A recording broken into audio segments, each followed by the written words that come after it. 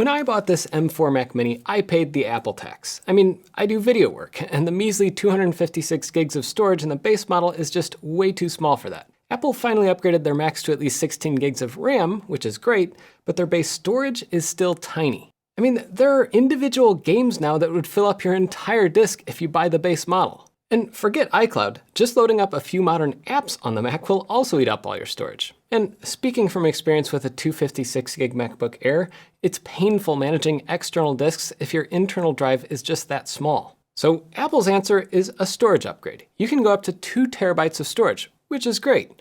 But what's not great is the insane price gouging for that privilege. Apple's saying 2 terabytes costs $800. Even accounting for maybe Apple using the fastest, best NAND flash chips on the planet, which they don't, that's a $600 premium, the price of an entire extra Mac Mini over a standard 2 terabyte M.2 NVMe drive. That's just ridiculous, but I'm an idiot. I paid the Apple tax. I upgraded my machine to 1 terabyte only because I'm not quite gullible enough to pay the full price for 2.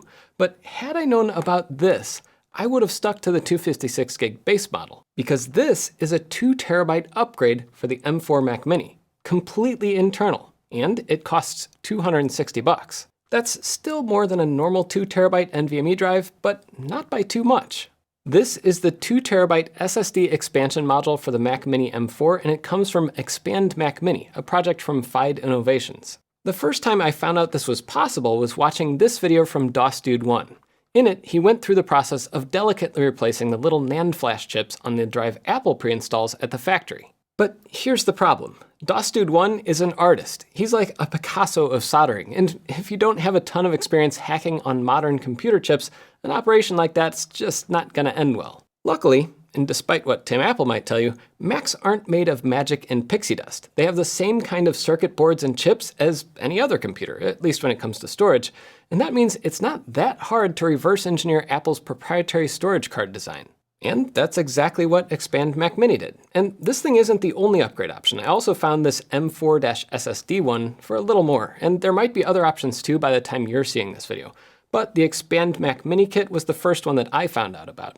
When FIDE's founder emailed me and asked if he could send me one to test, I was all over it. So yes, I didn't pay for this upgrade kit. It was sent to me for review, and I want to be fully upfront about that. So my goal today is to see if I can upgrade this thing from my painfully expensive 1 terabyte module to a much cheaper 2. But before I take this thing under the knife, I wanted to run a few tests for comparison. Using Amorphous Disk Mark, I got speeds from 2 to 3 gigabytes per second when doing sequential reads and writes, and between 30 to 60 megabytes per second for 4K random I/O. Testing with Blackmagic's disk speed test, it showed just under 3 gigabytes per second. And to be complete, I also monitored the drive temperatures using Smart Control, and that showed an idle temperature around 27 degrees Celsius, and it warmed up to a high of 47 degrees under load. That's not a bad showing. Will the new drive be any faster? I'm not sure. And one more note, before you attempt something like this, make sure you have a full backup, like with Time Machine. Or, if you're like me, at least make sure you can rebuild your Mac from scratch with your Ansible automation playbook. So the kit comes in a box here with the chip visible through this little window. That's a nice little touch. And like I said before, make sure you have a backup before you attempt any of this, because it could be highly destructive. The way this is designed, it looks like there's a NAND flash chip on both sides. Each one, I guess, is 1 terabyte and then the other terabyte. And the connector is so similar to an M.2 drive, but it's not quite. Of course, Apple always has to be a little proprietary. A few different sized heads here for getting into the Mac. I'm going to set those aside because I have my little trusty precision screwdriver here that's a little higher quality. And I'm not sure what these are for. Little pads. But I need to get into the Mac, so I'm going to flip it over. It says to put the jimmy into the gap here. This is the first time I've tried doing this on an M4 Mini. That's not too bad, I guess. And it's coming up, so that's good. It says to get this under first, and then get one of these picks underneath. Well, it's proving harder than I thought at first glance. So it says there's clips on each corner. Come back here. Oh no, what a strange way to open a Mac. Why don't they just use screws on these things? Why is this so difficult? This is insane. Okay, well, that finally came up. These clips are holding in pretty darn well. Oh man. Okay. Wow. That was not too fun. But it's open and I hope I didn't break anything inside. And if I want to remove the power switch button, supposedly I can just pull up on that, but that's kind of tight in there. I'm going to leave it and just let that hang out. So let's see if these are T5. Yep, T5. Now, there are much, much, much better guides out there for taking apart the M4 Mac Mini, so I am not going to show you the whole process on here. This is just, yeah. Yep, and that's still stuck on there. What? Apple, seriously, come on. What is it with all these wires? Wow, that's it's only been running for a few months and I'm already getting some dust in there. Look at that. I'm glad Apple makes it so easy to clean these things. Take out the fan. Okay, fan lift out. And it looks like we have access to the drive at this point. That's a chunky one. Why don't they use the same screw heads on these things? Come on, Apple. To keep switching tips out in here. So I guess that's why they include all these different tips, because you do need 3 different size tips. That's crazy. How does this come out? Oh, wow. Okay, so according to iFixit, you have to pull it out this way. Like, Apple, seriously, why don't you just use an M.2 socket? This would be so much easier. You could do upgrades, people could buy standard drives. Why? Why? Why? I do not understand. So pull it out gently. Don't break anything else inside of here while you're doing it. Okay, I think that's loose enough that I might be able to... Okay. Wow. There's my $400 of silicon. I can't believe it. That's 400 bucks or $269 and you get double the storage.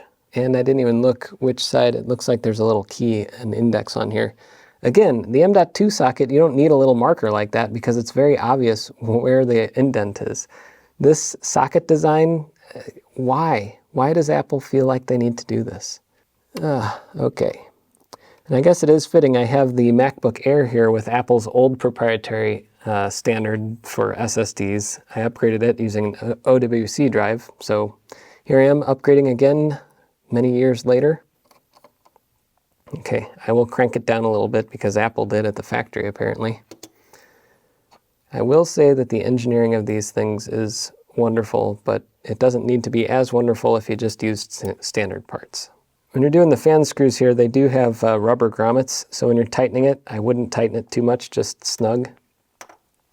Hopefully at the factory they actually have like a standard for that. It's kind of amazing. Apple has designed this to be completely black all the way through once you put these screws on. The little design touches that Apple does. It's crazy because they don't design them to be opened really, but they design them to be very nice looking on the inside. Like, why don't you do both? Make it so that people can open these things and enjoy them. I am glad that they're not like gluing it down completely. So it looks like these sticky parts are for here. They didn't rip off on mine, so I'm just gonna leave it like that. That wasn't as bad as I was expecting. Let's get this, let's get these clips back in. Maybe. Yeah. Okay. Ooh. I don't like the clip system. I wish they just used screws. All right, well, now we have a dead Mac on our hands. Let's see if I can bring this over to my desk and get it booted up. So I'm back at the desk. I have the M4 Mini under the desk, which is down here. You can't see it, is my Mac Studio. And I'm gonna plug in the Mac Mini to the Mac Studio using a Thunderbolt cable. I think you might be able to do USB-C. I don't think you have to have a Thunderbolt cable, but I have this at my desk for this very purpose. And getting good Thunderbolt cables is nice because you don't have to worry about the fact that you're only getting like USB 2 speeds or whatever. The one thing that's very important is plug it into the middle Thunderbolt port. So the one with the little Thunderbolt icon. I don't know why Apple has it that way, but that is the port for restoring using DFU mode. And then I'll plug in HDMI, and I'll go ahead and plug in my keyboard for now, even though it won't be useful yet. And I'll plug in Ethernet while I'm here. Why not? And before I plug in the power cord, I have to hold down the power button, which I always forget. Of course, it's the last corner that I'm not even looking at. It's back here. So I'm going to hold down the power button and then plug it in. And then after a second or two, hopefully that light lights up amber. There we go. So now this is in DFU restore mode. And over here on the computer, I see this little menu. So it says a software update's required. Sure, I guess. It's not an iOS device though. That's kind of funny. So it says the Mac is in DFU mode. It just popped this window up, and I'm going to click Restore Mac. Are you sure you want to restore it to its factory settings? All data will be erased. Well, considering there's no data on that drive, yes, I think I will do it. And it's downloading a 16 gigabyte file. And this whole time, the little amber or orangish light has been flashing. And now it says it's extracting. So I'm guessing it must have downloaded the image to this Mac, and now it's sending it over Thunderbolt or USB-C to the connected Mac. I mean, I guess we could be thankful that Apple at least allows this to happen. It's, you know, instead of allowing us to not have to have a Mac to restore a Mac, at least you can restore a Mac with a Mac, but it seems like a hack. Well, now the Mac has a white LED, but there's no display output yet at this point. So in Finder, oh hey, look, it just came up with this. There's output. Okay, we're verifying the Mac software. Looks like the restore is completing. And hopefully we'll get to the end here soon. Well, I should say it was verifying the Mac software. Now it's verifying the Mac restore. This operation is much slower than the software verification, whatever that was. Well, it's doing another verify Mac restore. This is the third time it's gone through this little bar. I don't know how many times we're going to do a verifying Mac restore, but hopefully it's not forever. That bar has filled up all the way, and this one still keeps going over and over again. Oh, here we go. Something's going on. It has been restored to factory settings. Please disconnect the restored Mac from this Mac. Okay, I'll do that. Yeah, there we go. And okay.